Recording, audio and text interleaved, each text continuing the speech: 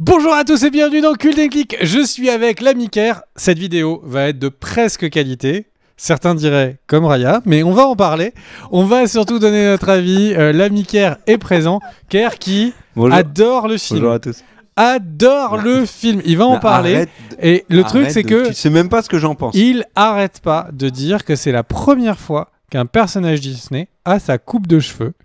Et j'ai envie de dire, à vous de deviner duquel on parle. Raya et le Dernier Dragon, c'est donc un film Disney, le nouveau film Disney qui est présent. Comme certains l'auront remarqué, il n'y a pas de chanson dans Raya chantée, donc à la fin de vidéo, Ker a prévu un petit truc pour vous et un petit a cappella, comme on dit depuis l'épique Roi Lion.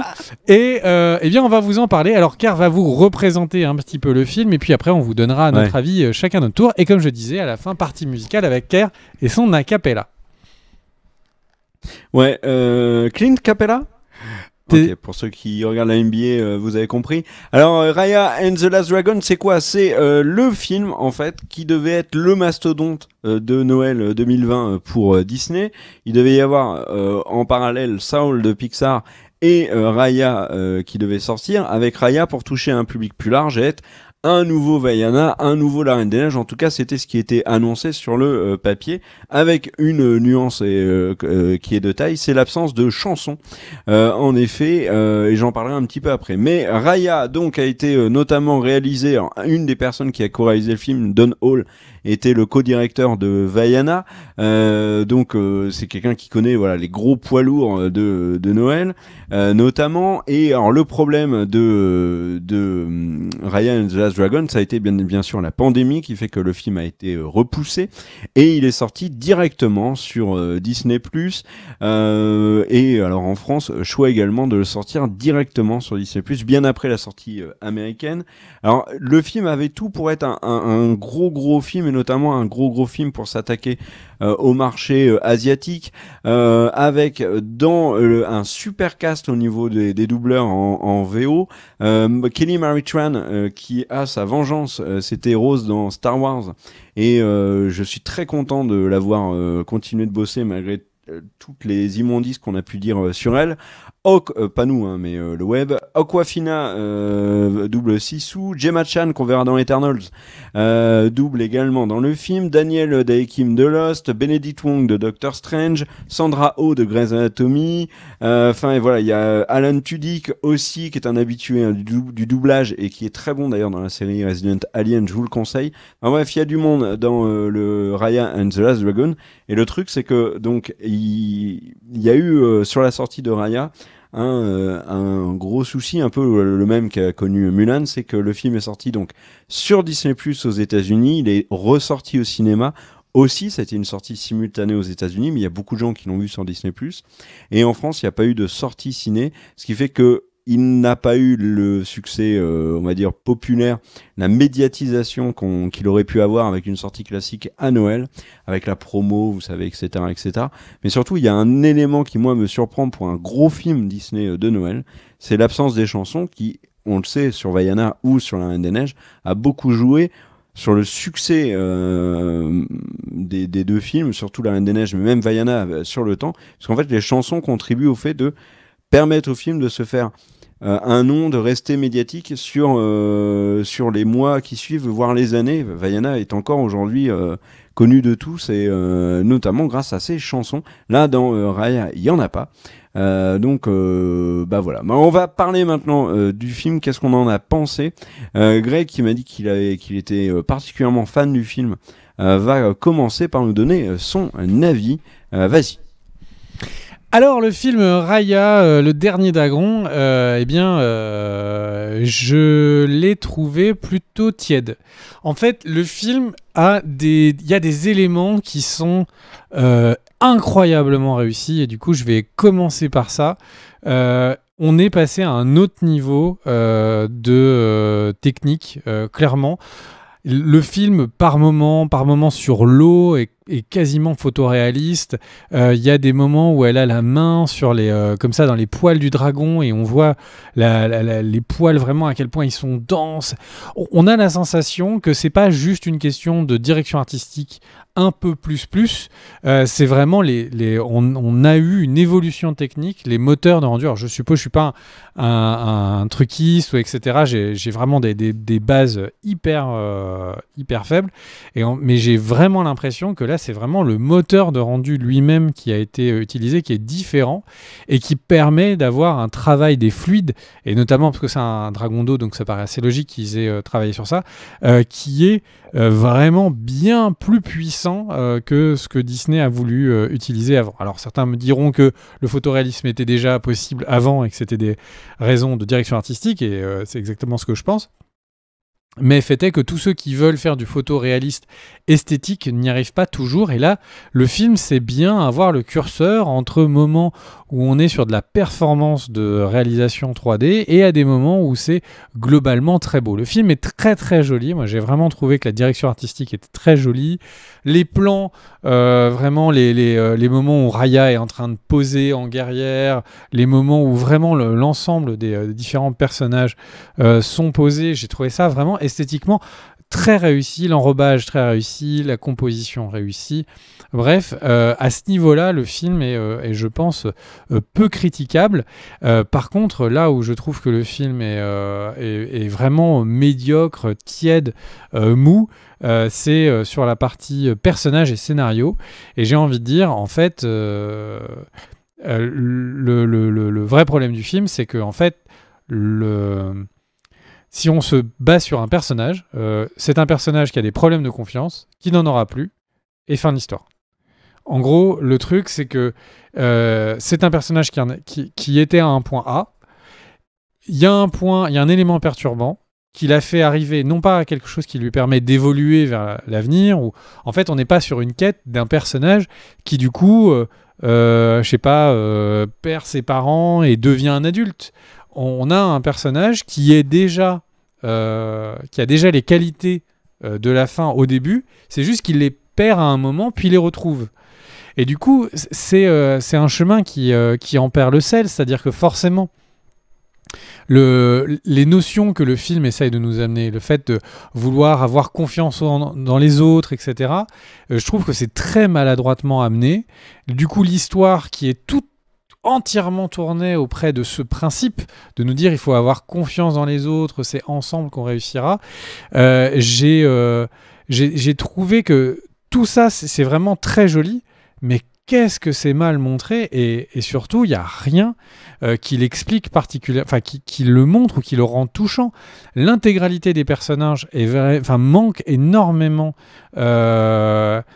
de raisons de s'y attacher, et c'est vraiment une des principales raisons pour lesquelles on regarde des films, c'est pour voir des personnages, s'y attacher, se projeter en eux, et là je trouve qu'il n'y a aucune empathie, enfin les personnages n'ont aucune empathie, et j'ai même l'impression que c'est pour ça qu'un des personnages est un personnage un peu comique du bébé ninja, et en fait j'ai eu l'impression que en fait, si l'histoire avait été juste retirer ce personnage du bébé ninja, en fait on aurait eu vraiment aucune empathie, zéro et tout, et qui se sont dit, bon, qu'est-ce qui crée le plus d'empathie possible ?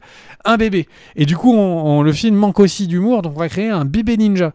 Et en fait, on a vraiment la sensation que le film avait un problème, qu'un script doctor est arrivé, a corrigé ça en disant, bon bah là, vos personnages sont pas attachants, on va essayer de rajouter ça. Sauf que c'est une pièce en plus du film, c'est pas une pièce qui améliore le film, c'est une pièce en plus du film. Une pièce en plus assez mineure. Et du coup, je trouve que fondamentalement, leur long périple, qui pourrait vraiment être une histoire vraiment développée sur toutes les aventures qu'ils ont, ce grand voyage qu'ils font à travers le pays, est terriblement résumé. Enfin, ils font un grand voyage qui se résume à chaque fois en 20 secondes de barque. Enfin, c'est vraiment le voyage le plus pourri de la Terre. Enfin, c'est plus intéressant de faire un voyage avec un train SNCF. Il risque d'y avoir plus de choses qui vont se passer. Enfin, c'est vraiment extrêmement surprenant. Ce film manque énormément de tonus. En fait, et peut-être que c'est... quand on a marteau en tête, on ne voit que des clous. J'ai l'impression que ce film est fait pour aller conquérir le marché asiatique, pour aller conquérir le reste de la planète, et que du coup, en fait, ce film, à vouloir essayer de gérer, de ne choquer aucune des cultures, qui sont quand même très différentes. Et bah, du coup, on a vraiment un film qui est sans saveur aucune. Et c'est très dommage parce que je pense que le lore, parce que je pense que par exemple le père de Raya aurait donné des personnages plus intéressants. Voilà, il n'y a pas de moment de grand rire. Enfin, vraiment, ce film est sans saveur. Qu'est-ce que tu en as pensé, toi, mon cher K? Alors, mon avis sur Raya, donc, je l'ai dit, c'est très beau, mais je trouve que Vaiana, moi, m'a plus marqué. Par exemple, au niveau de l'eau, le début de Vaiana m'a vraiment scotché. Là, c'est vrai que le film est visuellement très bien travaillé. Donc, on apprend grâce à ça que tu aimes quand le poil est beau. Ça, c'est et quand le poil fait vrai, ok, soit. Mais oui, alors oui, c'est beau. Le personnage de Raya, je le trouve réussi. On a envie de suivre ses aventures. Les autres personnages secondaires sont très chouettes. Le petit animal, ok, bon, voilà. Mais il y a pour moi dans les personnages, et visuellement surtout, puisque là on parle de l'aspect visuel, quelque chose qui m'a énormément gêné. C'est le dragon, c'est Sisu, que je trouve incroyablement loupé. Mais vraiment, j'ai détesté ce personnage. Pas le personnage visuellement. Visuellement, je le trouve complètement loupé. Et du coup, j'ai eu énormément de mal à rentrer dans le développement du personnage, à m'y attacher. Enfin, vraiment, ça a été pour moi un vrai gros problème. Après, la rivale qui devient, qui évolue au fil du film, etc. Tout ça, c'est ok, ça fonctionne, mais il y a un truc où je te rejoins complètement, c'est que en effet, le film manque cruellement de saveur, comme un plat surgelé, comme un traiteur. Bon bref, je comprends pas ton truc. Mais le truc, c'est que j'ai trouvé en effet que le film manquait vraiment de saveur. Il est sans surprise, il est déjà vu, il est... Et en fait, tout le film, j'ai essayé de trouver des éléments qui m'intéressaient ou qui m'étonnaient. Et en fait, à part peut-être quelques vannes de personnages secondaires comme le bébé avec les singes ou le petit garçon qui prépare les plats, ok, ça fonctionne.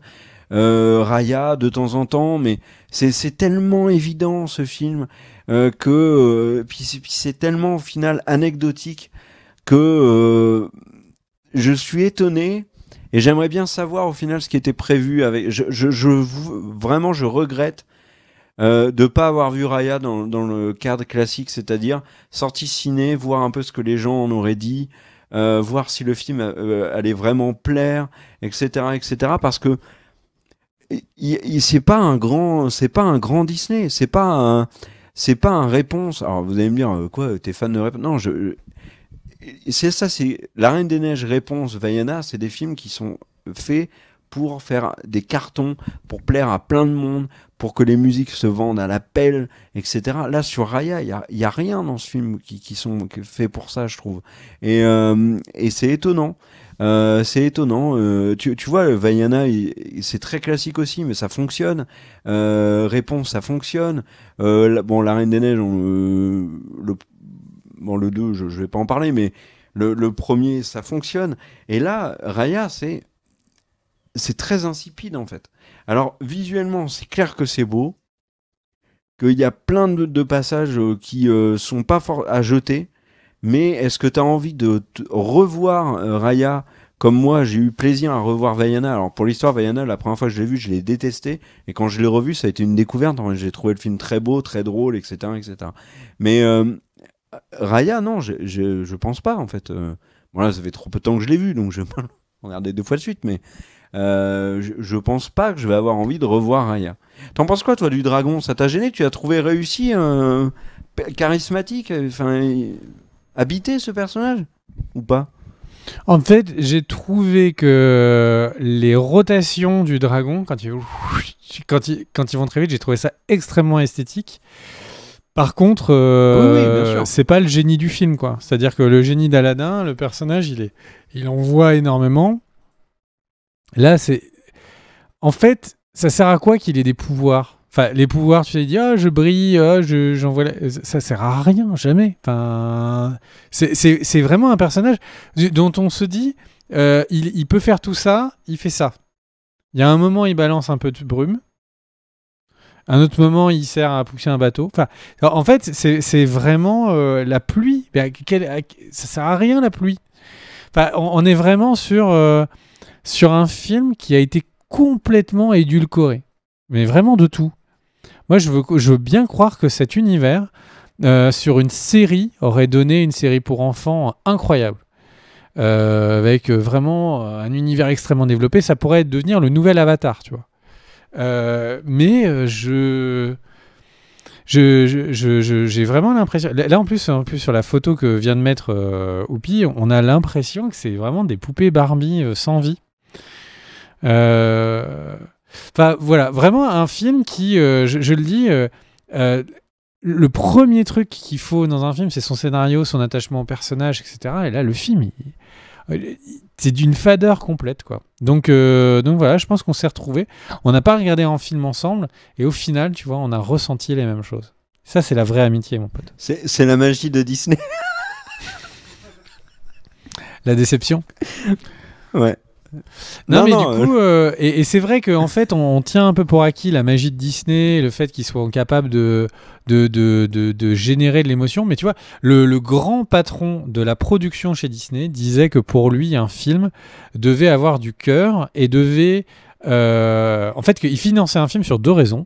Que le film devait avoir du cœur, et le deuxième, c'est que le film devait donner aux spectateurs envie d'aller tout de suite au cinéma et pas plus tard. Et je trouve que Raya n'a aucun des deux.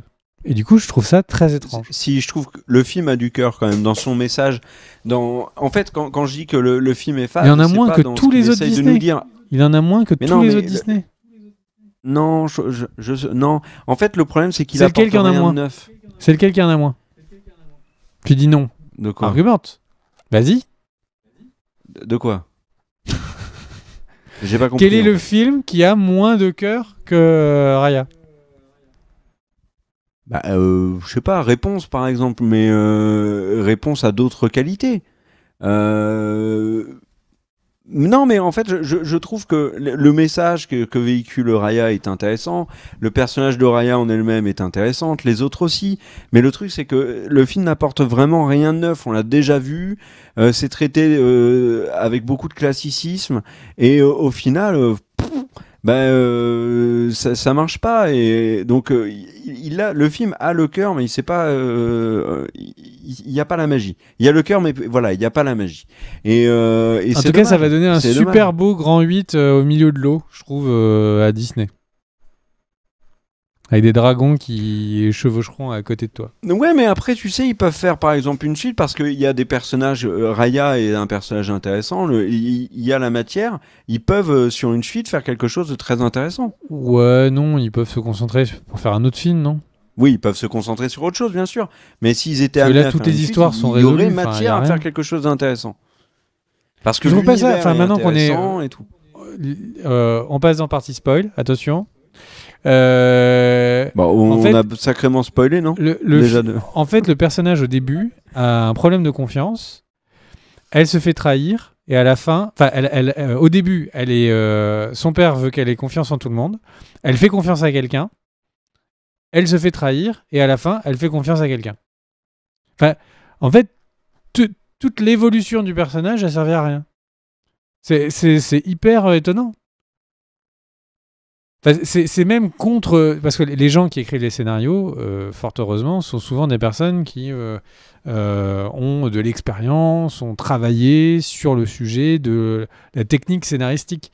Et un des premiers trucs sur lesquels on travaille, c'est par exemple le livre de Joseph Campbell, Le héros aux mille et un visages, où en fait, on voit que...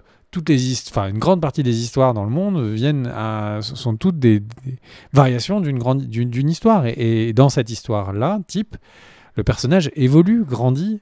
Là, c'est pas le cas. C'est hyper étonnant. C'est vraiment hyper étonnant. Non, elle revient à la base. Elle revient à 0. Oui, mais elle fait confiance parce que cette fois, elle fait confiance pas aveuglément. Bah si, littéralement, appris aveuglément. de ses erreurs. Elle se transforme en statue en mode démerde-toi. Je te fais confiance, c'est Oui, toi c'est quoi. Non mais c'est vraiment, il n'y a aucune évolution. C'est extrêmement bizarre. Bon, enfin bref. Mais disons qu'au début, j'ai elle a envie de fait dire- confiance, elle a eu tort, et à la fin, elle a fait confiance, elle a eu raison. Évolution. Bah ça valait un film. Du coup, j'ai envie de dire, pour ne pas que la fin de cette vidéo soit plus fade que le film qu'elle décrit, du coup j'ai envie de dire, on se retrouve pour une prochaine vidéo très bientôt. Des bisous. L'ami Kerr, merci à toi. Et vous l'avez tous compris, il a les cheveux de Shisu en version humain. Des bisous à tous. On se retrouve pour une prochaine vidéo très bientôt. Et Oupi, qui est là, me dit qu'il va couper au montage le moment où Kerr a chanté, ce qui est dommage parce que Kerr avait fait un chant. Il nous a chanté donc Le lion est mort ce soir. Moi, il m'a bluffé. Désolé, enfin, je sais pas pourquoi tu coupes ça au montage. Oh oui, N'hésitez pas sur Twitter à vous plaindre. Oh oui, Moé. Dans la jungle, terrible jungle, le lion est mort ce soir.